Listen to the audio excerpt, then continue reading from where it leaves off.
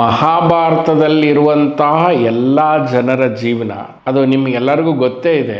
ಈ ಭೂಮಿ ಮೇಲೆ ಬರಬಹುದಾದಂತಹ ವ್ಯಕ್ತಿತ್ವ, ಸ್ವಭಾವ, ಜನರು ಯಾವ್ಯಾವ ಪಾತ್ರ, ಈ ಒಂದು ಡ್ರಾಮಾ ಅನ್ಕೊಂಡ್ರೆ ಒಂದೊಂದು ಪಾತ್ರ, ಒಂದು ಸಿನಿಮಾ ಅನ್ಕೊಂಡ್ರೆ ಒಂದೊಂದು ಪಾತ್ರ, ಹಾಗೆ ಭೂಮಿ ಮೇಲೆ ಹುಟ್ಟಬಹುದಾದಂಥ ಎಲ್ಲಾ ರೀತಿಯ ಜನರನ್ನ, ಪಾಸಿಬಲ್ ಜನರನ್ನ ಇಡೀ ಮಹಾಭಾರತದಲ್ಲಿ ಡಿಪಿಕ್ಟ್ ಆಗಿದೆ. ನಾವು ಮಹಾಭಾರತದ ಕೇವಲ ಮುಖ್ಯ ಘಟನೆಗಳನ್ನ ನೋಡ್ಕೊಂಡು ಬಂದಿದ್ದೀವಿ. ನಮ್ಮೆಲ್ಲರಿಗೂ ಭೀಷ್ಮ ಅವರ ಬಗ್ಗೆ ಗೊತ್ತಿದೆ. ಈ ಭೀಷ್ಮ ಪಿತಾಮಹನ ಜೀವನದ ಬಗ್ಗೆನೂ ಗೊತ್ತಿದೆ. ಭೀಷ್ಮ ಪಿತಾಮಹ ಶರಶಯ್ಯದಲ್ಲಿರೋದು ಗೊತ್ತಿದೆ. ಈ ಕಥೆಗಳೆಲ್ಲ ಗೊತ್ತಿದೆ.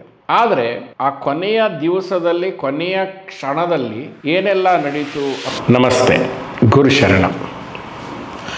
ಮಹಾಭಾರತದ ಕತೆ ಅಥವಾ ಮಹಾಭಾರತದಲ್ಲಿ ನಡೆದಂತಹ ಘಟನೆ, ಮಹಾಭಾರತದಲ್ಲಿರುವಂತಹ ಎಲ್ಲ ಜನರ ಜೀವನ ಅದು ನಿಮಗೆಲ್ಲರಿಗೂ ಗೊತ್ತೇ ಇದೆ. ಈ ಭೂಮಿ ಮೇಲೆ ಬರಬಹುದಾದಂತಹ ವ್ಯಕ್ತಿತ್ವ, ಸ್ವಭಾವ, ಜನರು ಯಾವ್ಯಾವ ಪಾತ್ರ, ಈ ಒಂದು ಡ್ರಾಮಾ ಅನ್ಕೊಂಡ್ರೆ ಒಂದೊಂದು ಪಾತ್ರ, ಒಂದು ಸಿನಿಮಾ ಅನ್ಕೊಂಡ್ರೆ ಒಂದೊಂದು ಪಾತ್ರ, ಹಾಗೆ ಭೂಮಿ ಮೇಲೆ ಹುಟ್ಟಬಹುದಾದಂಥ ಎಲ್ಲ ರೀತಿಯ ಜನರನ್ನು, ಪಾಸಿಬಲ್ ಜನರನ್ನು ಇಡೀ ಮಹಾಭಾರತದಲ್ಲಿ ಡಿಪಿಕ್ಟ್ ಆಗಿದೆ. ನಾವು ಮಹಾಭಾರತದ ಕೇವಲ ಮುಖ್ಯ ಘಟನೆಗಳನ್ನು ನೋಡ್ಕೊಂಡು ಬಂದಿದ್ದೀವಿ. ಅದರಲ್ಲಂತೂ ನನಗೆ ಇತ್ತೀಚೆಗೆ ಒಂದು ಅದ್ಭುತವಾದ ವಿಷಯ ತಿಳಿತು. ಅದು ಒಂದು ಆತ್ಮಾನಂದವನ್ನು ಕೊಡೋಕ್ಕೆ ಶುರು ಆಯಿತು. ಮತ್ತು ಎಂಥ ಆನಂದದಾಯಕವಾದಂತಹ ಈ ಮುಕ್ತಿಯ ವಿಷಯ ಅದರಲ್ಲಿ ತಿಳಿತು. ನಮ್ಮೆಲ್ಲರಿಗೂ ಭೀಷ್ಮ ಅವರ ಬಗ್ಗೆ ಗೊತ್ತಿದೆ.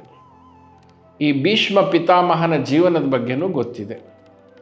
ಭೀಷ್ಮ ಪಿತಾಮಹ ಶರಶಯ್ಯದಲ್ಲಿರೋದು ಗೊತ್ತಿದೆ. ಈ ಕಥೆಗಳೆಲ್ಲ ಗೊತ್ತಿದೆ. ಆದರೆ ಆ ಕೊನೆಯ ದಿವಸದಲ್ಲಿ, ಕೊನೆಯ ಕ್ಷಣದಲ್ಲಿ ಏನೆಲ್ಲ ನಡೀತು ಅನ್ನುವಂಥದ್ದು ತುಂಬ ಕುತೂಹಲವನ್ನು, ಒಂದು ಅದ್ಭುತವಾದ ವಿಷಯವನ್ನು ತಿಳಿತು. ನಿಮ್ಮೊಂದಿಗೆ ಹಂಚ್ಕೊಳ್ಳೋಣ ಅಂತ ತೆಗೆದುಕೊಂಡು ಬಂದೆ.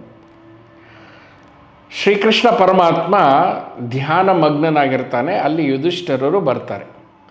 ಯುಧಿಷ್ಠಿರರು ಬಂದು ಅವರಿಗೆ ಕೃಷ್ಣ ಪರಮಾತ್ಮನನ್ನು ನೋಡಿದಾಗ ಒಂದು ರೀತಿಯ ಆಶ್ಚರ್ಯ ಉಂಟಾಗ್ತದೆ. ನಾವೆಲ್ಲ ಶ್ರೀಕೃಷ್ಣ ಪರಮಾತ್ಮನನ್ನು ಧ್ಯಾನ ಮಾಡ್ತೇನೆ, ಅವರು ಯಾರ ಧ್ಯಾನದಲ್ಲಿದ್ದಾರೆ ಅನ್ನುವಂಥ ಕುತೂಹಲ. ಸೊ ಯುಧಿಷ್ಠಿರರು ಶ್ರೀಕೃಷ್ಣ ಪರಮಾತ್ಮ ಕಣ್ಣು ಬಿಟ್ಟ ಮೇಲೆ ಅವರು ಬಹಳ ಕುತೂಹಲದಿಂದ ಕೇಳ್ತಾರೆ, ಪರಮಾತ್ಮ, ನಾವು ನಿಮ್ಮೆಲ್ಲರ ಧ್ಯಾನದಲ್ಲಿರ್ತೇವೆ, ನೀವು ಯಾರ ಧ್ಯಾನದಲ್ಲಿದ್ರಿ ಅಂತ. ಆವಾಗ ಶ್ರೀಕೃಷ್ಣ ಪರಮಾತ್ಮ ಹೇಳ್ತಾನೆ, ಭೀಷ್ಮ ಪಿತಾಮಹರು ಶರಶಯ್ಯದಲ್ಲಿದ್ದಾರೆ, ಅವರು ನನ್ನ ಕುರಿತಾಗಿ ಧ್ಯಾನವನ್ನು ಮಾಡ್ತಾ ಇದ್ದಾರೆ, ಹೀಗಾಗಿ ನಾನು ಅವರ ಕುರಿತಾಗಿ ಧ್ಯಾನವನ್ನು ಮಾಡ್ತಾ ಇದ್ದೆ ಅಂತ. ಎಂಥ ಆನಂದ ನೋಡಿ. ನಾವು ಯಾವಾಗ ಭಗವಂತನ ಬಗ್ಗೆ ಚಿಂತನೆಯನ್ನು ಮಾಡ್ತೀವೋ ಭಗವಂತನು ನಮ್ಮ ಬಗ್ಗೆ ಚಿಂತನೆಯನ್ನು ಮಾಡ್ತಾನೆ ಅಂತ. ನಾವು ಬಿಡಿ ಜೀವನ ಪೂರ್ತಿ ಚಿಂತೆ ಮಾಡೋದರಲ್ಲಿದ್ದೇವೆ ಹೊರತು ಯಾವತ್ತೂ ಚಿಂತನೆಯನ್ನು ಮಾಡಲೇ ಇಲ್ಲ ಅಂತ. ಹಾಗಾದರೆ ಈ ಚಿಂತನೆಗೆ ಏನಪ್ಪ ವ್ಯತ್ಯಾಸ ಅಂತಂದರೆ, ಒಬ್ಬರು ಸಾಧು ಸಂತರು ಒಂದು ಅದ್ಭುತ ಮಾತು ಹೇಳ್ತಾರೆ.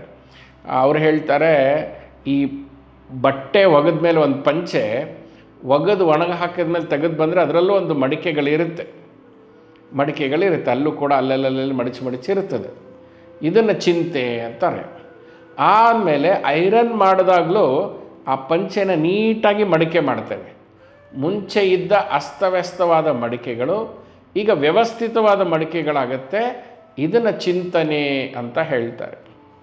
ನನಗೆ ಅದು ಎಕ್ಸಾಂಪಲ್ಲು ತುಂಬ ಖುಷಿ ಕೊಡ್ತು. ಆದರೂ ಕೂಡ ಈ ಚಿಂತನೆ ಹಿಂದೆ ಹುಡ್ಕೊಂಡು ಹೋದಾಗ ಒಂದು ಅದ್ಭುತವಾದ ವಿಷಯ ಸಾಕ್ಷಾತ್ಕಾರ ಆಯಿತು. ಈ ಚಿಂತೆ ಅನ್ನೋದು ಥಿಂಕಿಂಗ್ ಅಬೌಟ್ ನೆಗೆಟಿವಿಟಿ, ಚಿಂತನೆ ಅನ್ನೋದು ಥಿಂಕಿಂಗ್ ಅಬೌಟ್ ಪಾಸಿಟಿವಿಟಿ ಅಂತ. ಒಂದು ಊರಿಗೆ ಹೋಗಬೇಕು ಅಂತಂದರೆ ಚಿಂತೆ ಆಗಿಬಿಡುತ್ತೆ, ಹೇಗೆ ಹೋಗೋದು, ಏನು ಮಾಡೋದು, ಎತ್ತ ಮಾಡೋದು, ಈ ಒದ್ದಾಟಗಳು, ಇದನ್ನು ಚಿಂತೆ ಅಂತ ಹೇಳ್ತಾರೆ. ಚಿಂತನೆ ಅಂದರೆ ಊರಿಗೆ ಹೋದಾಗ ಏನೆಲ್ಲ ಆಗುತ್ತೆ, ಏನೆಲ್ಲ ಸಂತೋಷವನ್ನು ಅನುಭವಿಸ್ತೇವೆ, ಹಾಗೆಲ್ಲ ಆ ಪ್ರವಾಸದ ಲಾಭವನ್ನು ಪಡಿತೇವೆ, ಆ ಒಂದು ಫಲವನ್ನು ಹೇಗೆ ಸಿಗ್ತೇವೆ ಅನ್ನುವಂಥದ್ದು. ಒಂದೇ ಘಟನೆ ಅದು ನೆಗೆಟಿವ್ ಆಗಿ ನೋಡಿದಾಗ ಚಿಂತೆ ಆಗುತ್ತೆ, ಪಾಸಿಟಿವ್ ಆಗಿ ಪರ್ಸೀವ್ ಮಾಡಿದಾಗ ಅದು ಚಿಂತನೆ ಆಗತ್ತೆ ಅಂತ. ಸೊ ಹೀಗೆ ನಾವು ಭಗವಂತನ ಬಗ್ಗೆ ಚಿಂತನೆ ಮಾಡಿದಾಗ ಭಗವಂತನೂ ಕೂಡ ನಮ್ಮ ಬಗ್ಗೆ ಚಿಂತನೆಯನ್ನು ಮಾಡ್ತಾ ಇರ್ತಾನೆ ಅನ್ನೋದು ಇಲ್ಲಿ ಕಾಣಿಸ್ತು.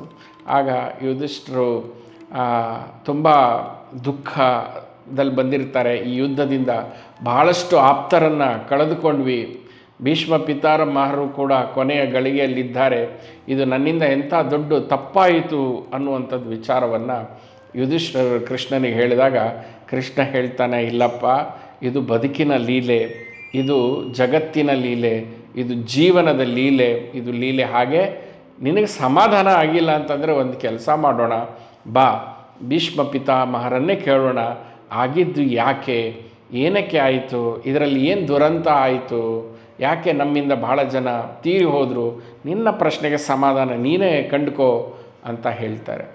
ಆಗ ಯುಧಿಷ್ಠಿರ, ಪಾಂಡವರು ಮತ್ತು ಪಾಂಚಾಲಿ, ದ್ರೌಪದಿ ಸಮೇತ ಕೆಲ ಋಷಿಮುನಿಗಳು ಆ ಶರಶಯ್ಯದಲ್ಲಿರುವಂತಹ ಭೀಷ್ಮ ಪಿತಾಮಹರ ಕಡೆ ಬರ್ತಾರೆ ಕೃಷ್ಣನ ಸಮೇತ. ಈ ಭೀಷ್ಮ ಪಿತಾಮಹರು ನಮಗೆ ಗೊತ್ತಿದೆ, ವೃತಧಾರಿಗಳು, ಮಾತು ಕೊಟ್ಟರೆ ಅದನ್ನು ಹಿಂದೆ ಸರಿದೇ ಇದ್ದವರು, ಧರ್ಮದಲ್ಲಿ ನಿಂತವರು. ಅವರು ಒಂದು ಅದ್ಭುತವಾದ ಕಂಡೀಷನಲ್ಲಿರ್ತಾರೆ. ಆ ಕಂಡೀಷನ್ ಏನಪ್ಪ ಅಂತಂದರೆ, ಶ್ರೀಕೃಷ್ಣ ಪರಮಾತ್ಮ ಆಯುಧವನ್ನೇ ಎತ್ತೋದಿಲ್ಲ ಅಂತ ಪ್ರತಿಜ್ಞೆ ಮಾಡಿರ್ತಾನೆ. ಅಂತಹ ಶ್ರೀಕೃಷ್ಣ ಪರಮಾತ್ಮನನ್ನು ಕೆಣಕಿ ಕೆಣಕಿ ಕೆಣಕಿ ಭೀಷ್ಮ ಪಿತಾಮಹರು ಕೃಷ್ಣ ಪರಮಾತ್ಮನಿಗೆ ದೈವಿ ಕೋಪ ಬರೋ ಹಾಗೆ ಮಾಡ್ತಾರೆ. ಅಬ್ಬಬ್ಬಾ, ಆ ದೈವಿ ಕೋಪದಲ್ಲಿ ಕೃಷ್ಣನ ಮುಖವನ್ನು ನೋಡಬೇಕು. ಆ ಕೃಷ್ಣನ ಮುಖದಲ್ಲಿ ದೈವಿ ಕೋಪದ ಜೊತೆಗೆ ಕರುಣೆ, ಭಕ್ತಿ, ಕರುಣೆ ಮತ್ತು ಆ ಮಹತ್ತು, ಎಂತಹ ಮಮಕಾರ, ವಾತ್ಸಲ್ಯ ಎಲ್ಲವೂ ತುಂಬಿಕೊಂಡಿದೆ. ಹಾಗೆ ತಾಯಿ ಮಗು ಬೆಂಕಿ ಮುಟ್ಟಕ್ಕೆ ಹೋದಾಗ ಅದನ್ನು ನಿಲ್ಲಿಸೋದಕ್ಕೆ ಕೋಪ ಮಾಡ್ಕೊಳ್ತಾಳೆ, ಬಟ್ ಆ ಕೋಪದಲ್ಲಿ ಕೆಟ್ಟತನ ಇರೋದಿಲ್ಲ, ಕ್ರೂರತನ ಇರೋದಿಲ್ಲ, ಅದರ ಬದಲು ಆ ಕೇರಿಂಗ್ ನೇಚರ್ ಇರುತ್ತೆ, ಆ ಸಂರಕ್ಷಣೆ ಅನ್ನೋದಿರುತ್ತೆ. ಆ ಭೀಷ್ಮ ಪಿತಾಮಹರು ಕೃಷ್ಣನ ಆ ಮುಖಾರವಿಂದವನ್ನು ನೋಡ್ತಾರೆ. ದೈವಿ ಕೋಪದ ಹಿಂದೆ ಇರುವಂತಹ ಮಮಕಾರ, ಆರೈಕೆ, ಆ ದೃಶ್ಯವನ್ನೇ ನೆನೆಸಿಕೊಳ್ಳುತ್ತಾ, ಜ್ಞಾಪಿಸಿಕೊಳ್ಳುತ್ತಾ ಆ ದೃಶ್ಯದ ಧ್ಯಾನದಲ್ಲೇ ಶರಶಯ್ಯದಲ್ಲಿರ್ತಾರೆ. ಆಗ ಯುಧಿಷ್ಠಿರರು, ಪಾಂಡವರು, ದ್ರೌಪದಿಗಳು ಮತ್ತು ಇತ್ಯಾದಿ ಹಿರಿಯರು ಯಾರು ಉಳಿದಿದ್ರು ಋಷಿಮುನಿಗಳ ಜೊತೆ ಭೀಷ್ಮರ ಕಡೆ ಹೋಗಿ ಭಾಳಷ್ಟು ವಿಚಾರಗಳನ್ನು ಚರ್ಚೆ ಮಾಡ್ತಾರೆ. ಭೀಷ್ಮ ಪಿತಾಮಹರು ಕೂಡ ಧರ್ಮ, ಅರ್ಥ, ಕಾಮ, ಮೋಕ್ಷ ಇದರ ಬಗ್ಗೆ ಸವಿವರವಾಗಿ ಚರ್ಚೆ ಮಾಡ್ತಾರೆ. ನಮ್ಮ ಕಲಿಯುಗದ ಈಗಿನ ಮಟ್ಟಕ್ಕೆ ಇದು ತುಂಬ ದೊಡ್ಡ ಮತ್ತೆ ಮತ್ತೆ ತಿಳಿದುಕೊಂಡಂಥ ವಿಷಯ. ಧರ್ಮ, ಅರ್ಥ, ಕಾಮ, ಮೋಕ್ಷ, ಧರ್ಮ, ಅರ್ಥ, ಕಾಮ, ಮೋಕ್ಷ ಭಾಳಷ್ಟು ಕಡೆ ಕೇಳಿದ್ದೇವೆ, ಬಟ್ ಅದು ಮೊದಲ ಬಾರಿಗೆ ಅಲ್ಲಿ ಕೇಳಲ್ಪಟ್ಟಂತಹ ವಿಚಾರ. ಧರ್ಮ, ಅರ್ಥ, ಕಾಮ ವೇದದಲ್ಲಿ ಇದ್ದರೂ ಕೂಡ, ಋಷಿಗಳು ಪ್ರವಚನ ಮಾಡಿದ್ರೂ ಕೂಡ, ಜೀವನದ ಮಟ್ಟದಲ್ಲಿ ಘಟಿಸಿದಾಗ ಅದು ಹೇಗೆ ಧರ್ಮ, ಹೇಗೆ ಅರ್ಥ, ಹೇಗೆ ಕಾಮನೆ, ಹೇಗೆ ಮೋಕ್ಷ ಉಂಟಾಗ್ತದೆ, ಹಾಗೆ ಕೂಡ ಈ ಜೀವನದ ಪದ್ಧತಿಯಲ್ಲಿ ಗೃಹಸ್ಥಾಶ್ರಮ ಮತ್ತು ಅರಣ್ಯಾಶ್ರಮ ಮತ್ತು ಮೋಕ್ಷಾಶ್ರಮ, ಸನ್ಯಾಸಾಶ್ರಮದ ಈ ಚತುರ್ವಿಧ ಆಶ್ರಮಗಳ ಬಗ್ಗೆಯೂ ಕೂಡ ವಿವರವಾಗಿ ಭೀಷ್ಮ ಪಿತಾಮಹರು ಜೀವನದ ಬಹಳಷ್ಟು ಇರುವಿಕೆ, ಆಗುವಿಕೆ, ಹೋಗುವಿಕೆಯನ್ನು ತಿಳಿಸಿಕೊಡ್ತಾರೆ. ನಿಯಮಕ್ಕೆ ಬದ್ಧವಾಗಿ ಇರುವಂಥ ಬಹಳಷ್ಟು ವಿಷಯಗಳನ್ನು ಚರ್ಚೆ ಮಾಡ್ತಾರೆ. ಧರ್ಮದ ವಿಷಯ ಚರ್ಚೆ ಮಾಡಬೇಕಾದಾಗ ದ್ರೌಪದಿಗೆ ತಡೆಯೋಕ್ಕಾಗದೆ ಜೋರಾಗಿ ನಕ್ಕು ಬಿಡ್ತಾಳೆ ಅಂತ. ಆವಾಗ ಭೀಷ್ಮ ಪಿತಾಮಹರು ಶಾಂತ ಚಿತ್ತದಿಂದ ದ್ರೌಪದಿ ಕೇಳ್ತಾರೆ, ಮಗಳೇ, ನಿನ್ನ ನಗುವಿನ ಕಾರಣ ಏನು ಅಂತ. ಆಗ ದ್ರೌಪದಿ ಹೇಳ್ತಾಳೆ, ನನ್ನನ್ನು ಬಹಳ ಆ ಸಭೆಯಲ್ಲಿ ಎಳೆದುಕೊಂಡು ಬಂದು ನನ್ನ ಮಾನಹಾನಿ ಮಾಡ್ತಾ ಇದ್ರಲ್ಲ, ಆ ಟೈಮಲ್ಲಿ ಈ ಧರ್ಮ ಎಲ್ಲಿ ಹೋಗಿತ್ತು? ಇಷ್ಟು ದೊಡ್ಡ ಧರ್ಮದ ವಿಚಾರಗಳನ್ನು ಹೇಳಿದ್ರಿ, ನಿಮ್ಮ ಧರ್ಮ ಏನು ಮಾಡ್ತಾ ಇತ್ತು ಅಂತ. ಆವಾಗ ನೋಡಿ, ಒಂದು ಸೂಕ್ಷ್ಮ ವಿಚಾರ. ಇಡೀ ಮಹಾಭಾರತ ಶುರುವಾಗಿದೆ ದ್ರೌಪದಿಯಿಂದ. ಅವಳು ನಗಬಾರ್ದಾಗಿತ್ತು. ಮನೆಗೆ ಅತಿಥಿಯನ್ನು ಕರೆಸಿ ದುರ್ಯೋಧನ ಅವ್ರ ಮನೆಗೆ ಬಂದಾಗ, ಅವರ ಮನೆಯ ಅರಮನೆಯನ್ನು ನೋಡಿದಾಗ, ಕನ್ನಡಿ ಅಂದ್ಕೊಂಡಿರೋ ಜಾಗದಲ್ಲಿ ಕನ್ನಡಿ ಇರದೆ, ನೀರು ಅಂದ್ಕೊಂಡಿರೋ ಜಾಗ ನೀರಿಲ್ಲದೆ ಅಲ್ಲಿ ಬಿದ್ದಾಗ ಇವಳು ನಕ್ಕಿದ್ದು ಅವನಲ್ಲಿ ಅಸಹನೀಯವಾದಂಥ ಕೋಪ ಉಂಟಾಯಿತು ಅಂತ. ಸೊ ಅವಳ ನಗು ಇಡೀ ಮಹಾಭಾರತಕ್ಕೆ ಕಾರಣ ಆಯಿತು ಅನ್ನುವಂಥದ್ದು ವಿಚಾರ. ಸೊ ಈಗ ಅವಳು ಹೇಳ್ತಾಳೆ ಧರ್ಮ ಎಲ್ಲಿ ಹೋಗಿತ್ತು ಅಂತ. ಭೀಷ್ಮ ಪಿತಾಮಹರು ಕೂಡ ಸಾಮಾನ್ಯ ವ್ಯಕ್ತಿ ಏನಲ್ಲ. ಕೃಷ್ಣನ ಮಹತ್ವ ಜಗತ್ತಿಗೆ ಗೊತ್ತಾಗಬೇಕು ಅಂತಲೇ ಅವರು ಕೌರವರ ಜೊತೆ ಇದ್ದಿದ್ರು. ಪಾಂಡವರ ಜೊತೆ ಭೀಷ್ಮ ಪಿತಾಮಹರಿದ್ದರೆ ಕೌರವರು ಎಲ್ಲಿ ಪತನ ಆಗಿ ಹೋಗ್ಬಿಟ್ಟಿದ್ದರೆ ಪಾಂಡವರಿಗೆ ಎಲ್ಲಿ ಶ್ರೇಯಸ್ ಸಿಗ್ತಾಯಿತ್ತು. ಕೃಷ್ಣ ಪರಮಾತ್ಮನ ಲೀಲೆಗಳು ಹೇಗೆ ಗೊತ್ತಾಗ್ತಾಯಿತ್ತು, ನಮಗೆ ಭಗವದ್ಗೀತೆ ಹೇಗೆ ಸಿಗ್ತಾಯಿತ್ತು.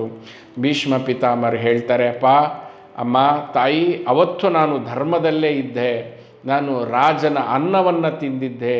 ಸೊ ರಾಜಧರ್ಮದಲ್ಲಿ ನಾನು ಸೇವಕನಾಗಿ ಅಲ್ಲಿದ್ದೆ. ನೀನು ನಿನ್ನ ಧರ್ಮವನ್ನು ಮರೆತಿದ್ದೆ. ನಂತರ ನಿನ್ನ ಧರ್ಮವನ್ನು ನೀನು ಕಂಡುಕೊಂಡಾಗ ಶ್ರೀಕೃಷ್ಣ ಪರಮಾತ್ಮ ನಿನ್ನ ರಕ್ಷಣೆಗೆ ಹೇಗೆ ಬಂದೋ, ಇವತ್ತೂ ಕೂಡ ನಾನು ಈ ಸ್ಥಿತಿಯಲ್ಲಿನೂ ಆ ಶ್ರೀಕೃಷ್ಣ ಪರಮಾತ್ಮ ನನ್ನ ಕಾಪಾಡೋದಕ್ಕೆ ಬಂದಿದ್ದಾನೆ. ಅವತ್ತು ನಾನು ನನ್ನ ರಾಜಧರ್ಮವನ್ನು ಪೋಷಣೆ ಮಾಡ್ತಾಯಿದ್ದೆ. ದುರ್ಯೋಧನ ಹಾಕಿದ ಅನ್ನ, ಆ ಅನ್ನ ಅವತ್ತು ಮಂಕಾಗಿ ಮಾಡಿತ್ತು, ವಿವೇಕವನ್ನು ಶೂನ್ಯ ಮಾಡಿತ್ತು ಅನ್ನುವಂಥದ್ದು. ನೋಡಿ ಸ್ನೇಹಿತರೆ, ಎಂಥ ಮಹಾರಥಿ ಭೀಷ್ಮ ಪಿತಾಮಹರು. ಶ್ರೀಕೃಷ್ಣನೇ ಸ್ವಯಂಲ್ಲಿ ಬಂದು ಅವರ ವಿಚಾರಗಳನ್ನು ಕೇಳ್ತಾ ಇರಬೇಕಾದಾಗ ಜಗತ್ತಿಗೆ ವಿಷ್ಣು ಸಹಸ್ರನ ವಿಷ್ಣುವಿನ ಮಹಿಮೆಯನ್ನು ಹೇಳಿರುವಂಥ ಅವರು ತಮ್ಮ ತಪ್ಪುಗಳನ್ನು ಒಪ್ಕೊಳ್ತಾರೆ ಅನ್ನುವಂಥದ್ದು ಎಷ್ಟು ದೊಡ್ಡ ವಿಷಯ. ನಾವು ಕೂಡ ನಮ್ಮ ತಪ್ಪು ಎಂಥ ಮಹಾತ್ಮೆ ಅಂತ ಅಂದ್ಕೊಂಡ್ರೂ ಕೂಡ ನಮ್ಮ ತಪ್ಪುಗಳನ್ನು ನಾವು ಒಪ್ಕೊಳ್ಳೋದೇ ಇಲ್ಲ ಅಂತ. ಅದಕ್ಕೆ ಋಷಿಗಳು ತುಂಬ ಚೆನ್ನಾಗಿ ಹೇಳ್ತಾರೆ, ಯಾರು ಪುಣ್ಯ ಮಾಡಿದಾರೋ ಅವ್ರ ತಪ್ಪುಗಳು ಅವ್ರಿಗೆ ಕಾಣಿಸುತ್ತೆ, ಯಾರು ಪುಣ್ಯ ಮಾಡಿಲ್ವೋ ಅವರಿಗೆ ಬೇರೆಯವ್ರ ತಪ್ಪುಗಳು ಕಾಣಿಸುತ್ತೆ ಅನ್ನುವಂಥ ವಿಚಾರ. ಕೊನೆಗೊಂದು ಅದ್ಭುತವಾದ ವಿಷಯ ಹೇಳ್ತಾರೆ ಭೀಷ್ಮ ಪಿತಾಮಹರು. ಆ ತಿಂದ ಅನ್ನ ಈ ಶರಶಯ್ಯದಲ್ಲಿ ರಕ್ತವಾಗಿ ಹರಿದು ಹೋಯಿತು ತಾಯಿ. ಯಾವಾಗ ಆ ಅನ್ನದ ಋಣ ರಕ್ತದ ಮೂಲಕ ಹರಿದು ಹೋಯಿತು, ನನ್ನ ಪ್ರಜ್ಞೆಗೆ ಎಲ್ಲವೂ ಸತ್ಯವೂ ಗೋಚರವಾಯಿತು. ಈಗ ನಾನು ಆ ಋಣದಿಂದ ಆಚೆ ಇದ್ದೇನೆ. ಈಗ ನಾನು ನನ್ನ ಪರಮಾತ್ಮನ ಜೊತೆಗೆ ಅನುಸಂಧಾನದಲ್ಲಿದ್ದೇನೆ ಅಂತ ಹೇಳ್ತಾರೆ. ಜೊತೆಗೆ ಶ್ರೀಕೃಷ್ಣ ಪರಮಾತ್ಮನಿಗೆ ಹೇಳ್ತಾನೆ, ಭಗವಂತ, ನನ್ನ ಇಡೀ ಜನ್ಮದಲ್ಲಿ ನನ್ನ ಬುದ್ಧಿಯನ್ನು, ನನ್ನ ಮನಸ್ಸನ್ನು ನಾನು ಯಾರಿಗೂ ಕೊಟ್ಟಿರಲಿಲ್ಲ. ಸೊ ಈಗೋ ನನ್ನ ಮನಸ್ಸು, ನನ್ನ ಬುದ್ಧಿಯನ್ನು ನಿನಗೆ ಕನ್ಯಾದಾನದಂತೆ ಒಪ್ಪಿಸುತ್ತಿದ್ದೇನೆ. ನೀನು ಅದನ್ನು ತೆಗೆದುಕೊ ಮತ್ತು ನನಗೆ ನಿನ್ನಲ್ಲಿ ಶರಣಾಗುತ್ತೇನೆ, ನನ್ನ ಶರಣಾಗತಿಯನ್ನು ಒಪ್ಪಿಕೋ ಅಂತ ಹೇಳಿ ಆ ಭೀಷ್ಮ ಪಿತಾಮಹರು ಕೃಷ್ಣ ಭಗವಂತನ ಮುಖಾರವಿಂದವನ್ನು ಮಂದಸ್ಮಿತರವಾಗಿ ನೋಡ್ತಾ ಶರೀರದ ತ್ಯಾಗವನ್ನು ಮಾಡ್ತಾರೆ. ಅವರ ಕೊನೆಯ ಸ್ಮೃತಿಯಲ್ಲಿ ಇದ್ದದ್ದು ಭಗವಂತನ ದೈವಿ ಕೋಪದ ಹಿಂದೆ ಇರುವಂತಹ ಆ ಕಾಳಜಿ, ಅದೇ ಅವರ ಸ್ಮೃತಿಯಲ್ಲಿ ಉಳಿತಾ ಹೋಗುತ್ತೆ. ಅವರ ಚಿತ್ತ, ಮನಸ್ಸು, ಬುದ್ಧಿಯನ್ನು ಕೃಷ್ಣನಿಗೆ ಒಪ್ಪಿಸಿ ಅವರು ದೇಹವನ್ನು ತ್ಯಾಗ ಮಾಡ್ತಾರೆ.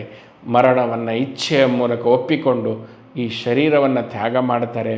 ಆವಾಗ ಋಷಿಮುನಿಗಳು, ದೇವತಾದಿಗಳು ಪುಷ್ಪವನ್ನು ಅವರ ಶರೀರದ ಮೇಲೆ ಆಕಾಶದಿಂದ ಹಾಕ್ತಾರೆ.